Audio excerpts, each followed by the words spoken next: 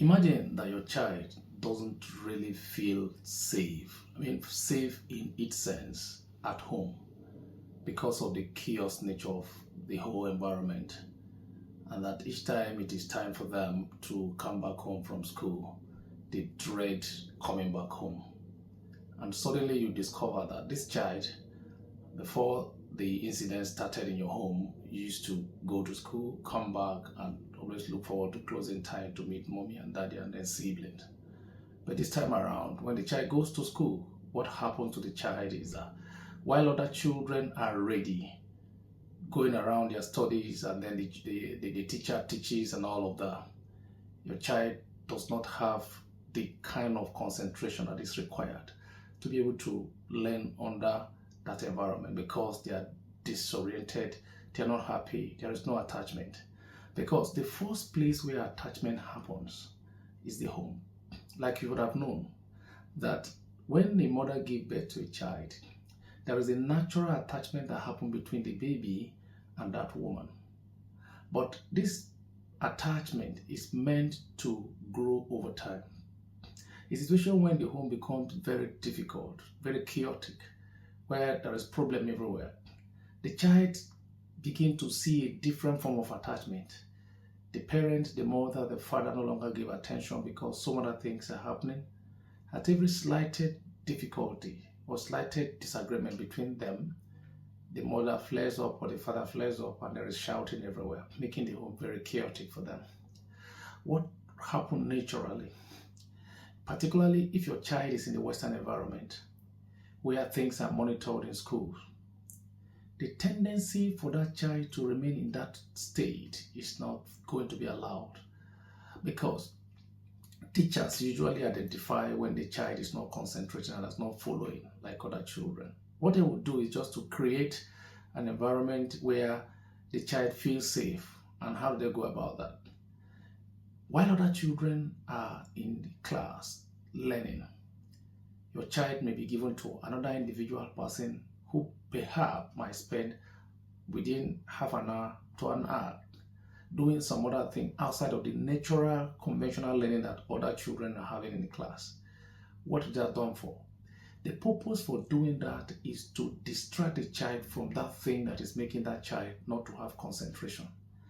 And then to create an environment, because children like play, they like attachment. Now, the moment that kind of environment is created for that child, what happens first is that the child begins to love it. There is a time when they begin to laugh together, they share stories together, they move around and all that. When the child comes to that level where we call the base level, the teacher can now say, well, we've had this. Your colleagues, your mates are in class learning. You can now go back and join them. You see that child will be very happy to reunite with the peers to start learning. One thing you will understand, because that child enjoys that kind of relationship, a place where they create an environment to calm them down, to distract them, to bring them out of that place of distraction, the child begins to see that something is happening here. There's a kind of love I'm getting here that I'm not getting with my parents. The natural thing to happen is that relationship between your child and that teacher who does that will ignite a process that will lead to attachment. Now, the child feels safe with that teacher. And by the time you come back home, the child gets back home as well. He doesn't feel that kind of attention. He doesn't feel that kind of environment where attention is given to whatever that is giving them that distraction. And then your child is lost. The danger in it is this. It is good because that is the work of a teacher. But it has its own consequence. And the consequence is this. Your child that ought to have a natural bond because it started from birth, that child has lost that bonding, and then the attachment is formed with another person out there. Teachers are meant to take care of your children, to help them within the school hour. But it is not entirely their responsibility to train your child for you all through. When you lose your child by way of attachment to an outsider, to a different person, if you're unfortunate to have that child have the kind of establishment of attachment to other people, one or two persons outside of where they can be monitored and raised, it poses a lot of danger to that child. that child can easily, very easily, get to a point where they can be groomed. Where they can be groomed into doing so many funny things. Before you know what happened, you've lost them. What is the lesson from this play? Now, you need to watch that children cannot do without attachment. Where they feel safe, where they feel that their interest is being taken very seriously.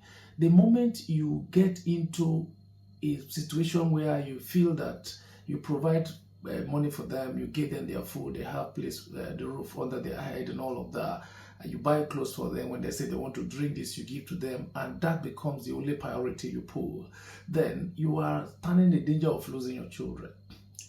The responsibility of the parents does not stop in just giving birth to them or providing for them alone. The emotional well-being of a child is very key. Like I've always said, the journey is as important as the destination. If you do not do what you need to do in the life of the children continue in the way they are going because you feel you're taking attention, giving them attention too much, or you have other burden things that you need to give attention to, and you leave them out, you expose them to the hands of these groomers, and they groom them to destroy their life for you. No person, I've always said that grooms the child for the purpose of training the child for you. Groomers out there take advantage when you are not there. They take advantage of the vacuum that your absence creates in the life of a child. And the moment they take hold of that, they destroy the child. They take advantage of the child. If you watch my previous video, I've said that a number of times. The first thing that the groomer does is to establish that relationship with them, which perhaps you've commonized. They establish relationship with them, and the moment the relationship is established, the intention is not just the relationship. The intention is to build trust. They move from that relationship stage to trust building, because you need to have trust on the child. The child rather need to establish that kind of trust on you to be able to bring them to a base level where you can control your life. Any child that do not have that trust, when the trust factor is not considered, the child feels, I don't trust this person, it's difficult for you to take them the wrong way. You don't take them, even though they may not be able to understand the consequence of whatever thing you want to pull them into. It takes them a whole lot of courage to be able to move to listening to you. But the groomer gradually, patiently establishes the relationship first, and after the relationship, they move to the stage of trust. The moment that trust is established, and they are very sure that this child now has built that trust over time, because the child looks forward to the kind of patience that you're not having for them. These groomers have that kind of patience. And so in building a relationship, they establish all of those things because they are children, they do not understand the end game. Now, when that trust is built, they move to the next stage of isolation. That is where they are taking the child away from you. It may not be that the child is taken away from you physically, but once they get to that point of isolation, it becomes very easy for them to isolate them when trust is established, because you need to establish trust with a child to be able to control them. So the groomer understands this, and what they do is to get them to that point. The moment they get to that point of isolation, the next is the danger step, which is exploitation. At that point, your child, if the child is a teenager that can move out, that have some level of right, that can move out and say, I can do this, sometimes they destroy them by way of the kind of conversation they have with them. Some of the things you feel they are not safe right now, you cannot discuss with your children. Like, for instance, sex education. If you don't do it when you need to do that, the groomers will destroy them with giving them false information. And because they are going to get it from the wrong person, they want to test it. Before you know what happens, your child is destroyed. That's number one. Number two, once they get to that point of exploitation, remember I told you they build friendship first. From friendship, they go to trust. Trust, they isolate them, and then they go to that exploitation. They can easily use them to carry out drugs, particularly where drug peddling is very prominent. That's what they do. They use your child to take out drug, and at that point, because they've been able to establish the trust that you do not take the time to build with these children, whatever the groomer says to them, they are ready to do it, and they can use them, and that is destroying your child. Number two, another thing again that is very easy with them when they get to that point of expectation, because the groomer want to have them every time. They don't care if they talk about education anymore. They don't care if they listen to you anymore. They don't care of their safety. They are using them for their own gain. And so it is important that you are very careful on how you relate with your children. You must understand this also. I kept saying it in all my conversation and videos. I kept saying that the child cannot stay in isolation, just like an adult. It's difficult for an adult to stay in isolation. The child cannot stay in isolation. The mind of a child is a growing one, and so he needs an occupation, needs somebody to occupy, needs somebody to be linked up with. He cannot stay without being charged. Just like when the phone is left and the phone is not charged, it drains and then it goes off. That is how it is with the child, or the mind of a child. It needs somebody to have relationship that is positive with them.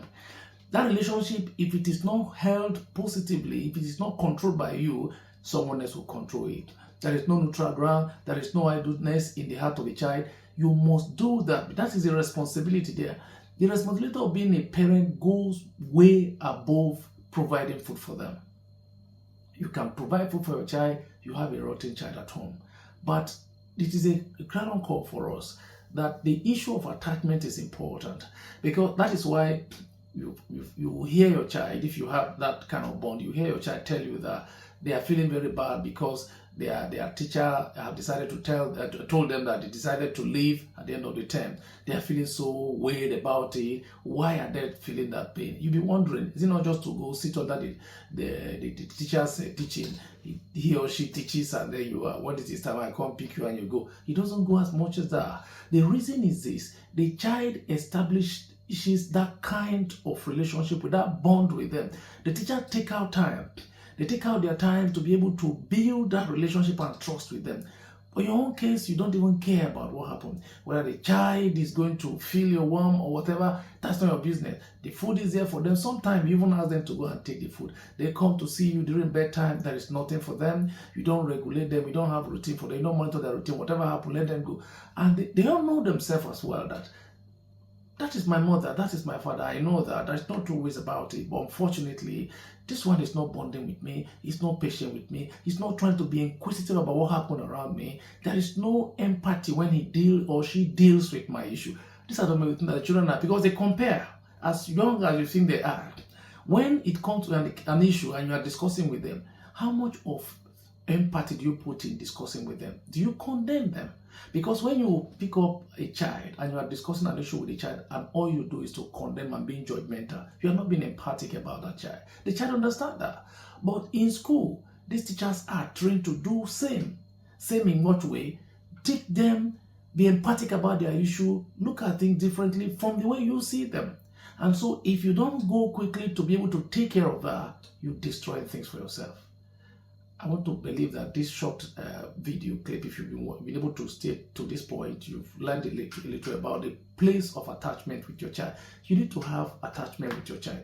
Establish that attachment, build it, work on it, because if you don't do it, you will be crying along, that's my child, he bears my name, she bears my name, I've done everything, I've traveled with them, I've spent so much money with them, he's clothing well, they have food and everything is my own, nobody can take it away from me. You're losing them because you don't have emotional attachment to them. Somebody out there is doing it, and the person who is doing it will take them. You'll be surprised that the kind of feeling they have for you is not as much as what they have for their teacher out there or anybody who has taken the time to build a relationship with them. I hope this has helped at this time. If it has helped you, just like I've always said, share this with any group of persons that you feel it can be useful to them, parents, people who take care of children and all of that, so that we can create a better future for these children. They do not have any other thing else we can do for them other than to create an environment for them, carry them through the journey, hold them by hand and take them to the positive place, because the decision you make today, the destination you have agreed with them that you want to take them to, probably you've shared with them, can only be achieved if and when you put up your own responsibility and the positive way in that matter. Thank you very much and see you in our next video.